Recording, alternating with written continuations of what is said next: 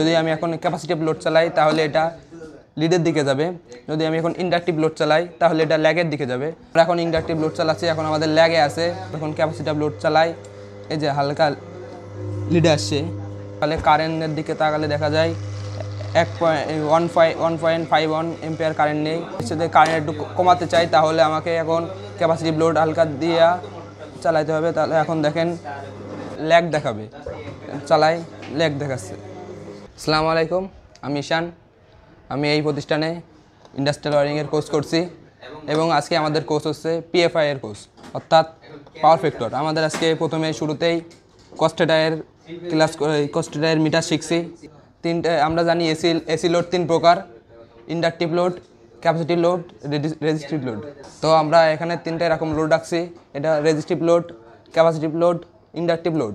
তো এখন আমরা এটা চালাই দেখব। তো দেখেন এখানে যদি আমি এখন রেজিস্টিভ লোড চালাই তাহলে এটা একাই থাকবে।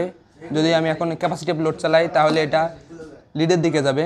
যদি আমি এখন ইন্ডাকটিভ লোড চালাই তাহলে এটা ল্যাগের দিকে যাবে। তারপরে দুটো একসাথে ইন্ডাকটিভ লোড এবং রেজিস্টিভ লোড, এই ক্যাপাসিটিভ লোড যদি একসাথে চালাই তাহলে হালকা লিডের দিকে আসবে, লিড বাড়বে। এটা এখন চালাই দেখি। এটা এখন আমরা রেজিস্টিভ লোড চালাবো, এই যে রেজিস্টিভ লোড এখন আমাদের ইউনিটি দেখাচ্ছে।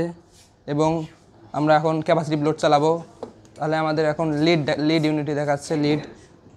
এবং আমরা এখন ইন্ডাকটিভ লোড চালাবো, ল্যাগ দেখাবে, চালাই ল্যাগ দেখাচ্ছে। আমরা এখন ইন্ডাকটিভ লোড চালাচ্ছি, এখন আমাদের ল্যাগে আছে। এখন যদি আমরা হালকা লিডে আনতে চাই তাহলে আমাদের একটা ক্যাপাসিটিভ লোড চালাতে হবে। এই যে দেখেন আমি এখন ক্যাপাসিটিভ লোড চালাই, এই যে হালকা লিডে আসছে। এবং আবার যদি আমি পুশ বাটন ছেড়ে দিই তাহলে আবার সেই ল্যাগে বেড়ে যায়। আবার যদি লিড আমরা বাড়াতে চাই তাহলে আবার ক্যাপাসিটিভ লোড দিই, তাহলে আবার লিড বাড়ছে। তো এখন আরেকটা জিনিস বলতে চাচ্ছি, এখন যদি আমরা ইন্ডাকটিভ লোড চালাই তাহলে কারেন্টের দিকে তাকালে দেখা যায় 1.51 এম্পিয়ার কারেন্ট নেই।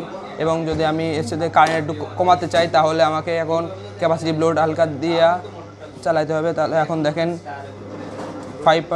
0.57 কারেন্ট নেয়, তাহলে কারেন্ট কমাতে হয় তাহলে। তো একটা জিনিস এখন আমরা দেখাতে যাচ্ছি। তো এখন আমাদের ইন্ডাকটিভ লোড চালাতে হলে আমাদের কারেন্ট নিচ্ছে 1.51 এম্পিয়ার। এখন যদি আমরা এটা যদি কমাতে চাই, লিডে আনতে চাই, তাহলে আমাদের একটি ক্যাপাসিটিভ লোড চালাতে হবে।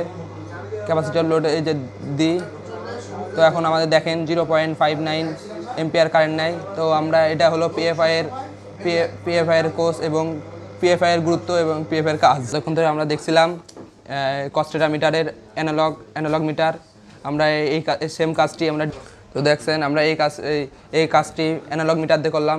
আমরা এই সেম কাজটি ডিজিটাল মিটার দিয়ে করছিলাম।